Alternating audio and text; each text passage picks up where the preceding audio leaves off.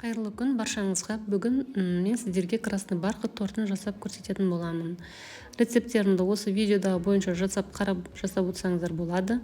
Бірінші 4 жұмыртқаны жарып, миксерлеп аламыз. Миксерленіп алған жұмыртқаның үстіне 200 грамм құмшекерді алып, жақсылап тұрып араластырып миксерлейміз.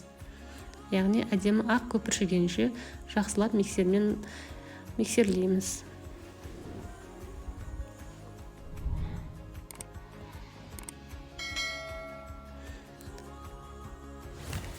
Торт жасап жатқан кезде бірінші ең алғашқы бастапқы неде сұйықтықтардың барлығын араластырылып миксерленеді. Менде бұл жерде қазір рецептте айран и сұйық май қосылады. Айраным 280 грамм және оның үстінен 210 грамм сұйық майды қосамыз. Достар, бұны бір миксерлеп алғаннан кейін, одан кейін құрғақ заттарды біріктіреміз. Бұл жерде разрыхлитель 15 грамм, какао 2 чайный ложка бар и ұным 230 грамм ұн қосылады. Құрғақ заттардың барлығын жақсылап өткізгіштен өткізіп, сұйықтықты араластырамыз. Бірінші лопаткамен бір араластырып аламыз, миксерлемей тұрып жақсылап. Өздеріңіз видеодағындай көріп тұрған бойынша жасасаңыздар, өте әдемі керемет шығады.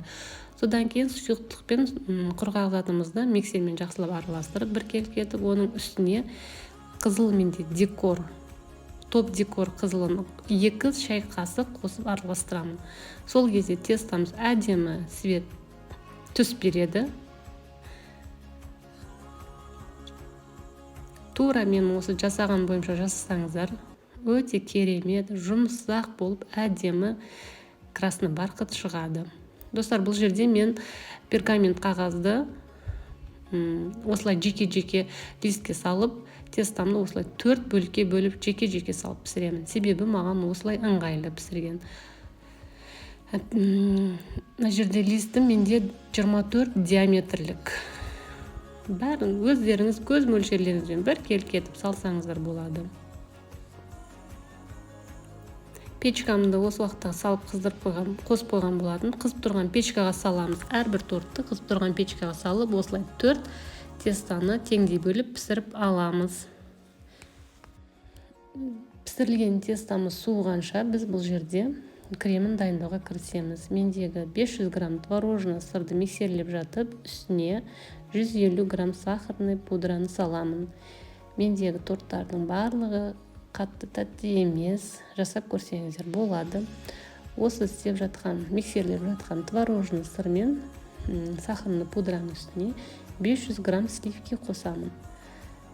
Тура осы видеода бойынша жасасаңыздар, өте әдемі крем және тортымыз өте тамаша жұмсақ болып шығады. Бұл жерде ешқандай сұйықтық болмайды, себебі мына жерде творожный сыр мен сливкиді жақсылап бір миксерлеп аламыз. Сол кезде бір келкі болып кремі шығады.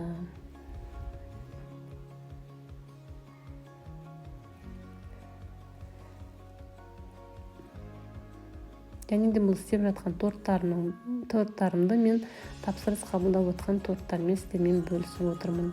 Келесі жолы видеомда Instagram парақшасында көрсетіп кетемін.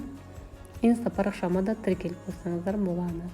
Міне достар, крем дайын болды. Сонымен бағана пісіріп алған 4 коржымызды мен бір келкі етіп, шетін домалақ етіп кесіп алдым. Себебі жандағы өздеріңіз көргенде шамалы печкаға піскен кезде листтен шамалы қоңыр болып шығады. Соны алып тастау үшін бір келкі размермен тарелкамен, яғни мен ол видеоны көрсетілмеп бұл жерде, тарелкамен кесіп алсаңыздар болады.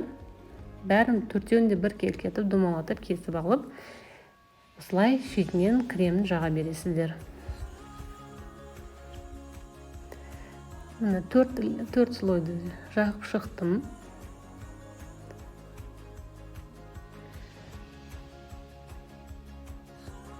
Бағанағы шетіндегі кесіп алған коржды үгітіп қоясыздар. Оны не үшін қолданамыз қазір? Торттың жанына бәрін сеуіп шығамыз.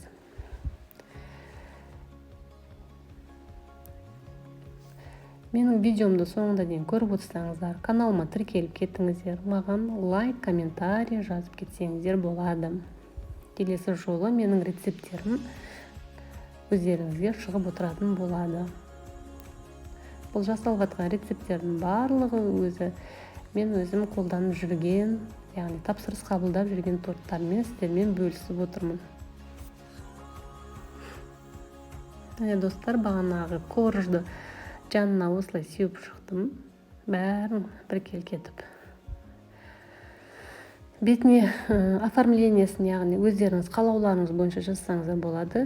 Қазіргі уақытта, жазғы уақытында фруктымен өте әдемі шығады торттар. Мен көбінесе фруктымен жасап шығамын. Міне, бұл жасап жатқан тортым жалпы тапсырысқа дайындалып жатқан торт. Сіздер де жасап көріп, дәмін көрсеңіздер болады, достар. Мені қолдап кетіңіздер. Рахмет, сәттілік сіздерге. Жасап көріңіздер.